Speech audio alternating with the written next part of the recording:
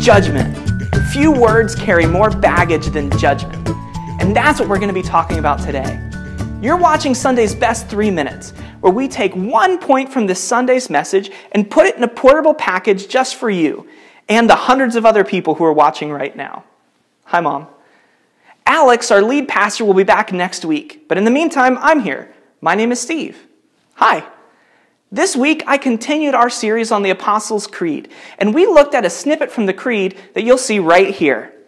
This snippet talks about Jesus' second coming and that he's returning to judge the living and the dead. That's everybody.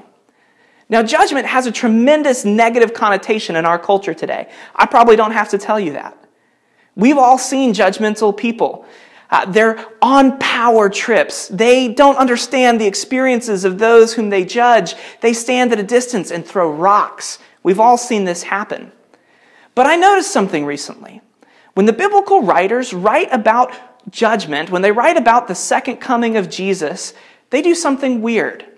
Instead of telling us what's going to happen, how it's going to happen, when it's going to happen, they focus on who it is who's coming to judge the living and the dead.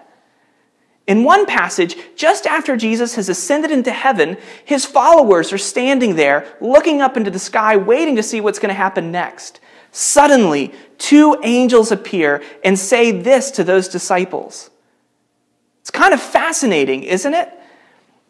The most important thing they have to say is this part of the passage right here. It's this phrase, this same Jesus. The Jesus who's coming back to judge the living and the dead is the same Jesus who welcomed the children to himself, who turned water into wine, who comforted a friend who was mourning as she lost her brother, who came to a broken woman and said to her, "Neither do I condemn you." This same Jesus is the same Jesus who gave up everything for us so we could have everything in him. And this takes away all of the baggage associated with judgment.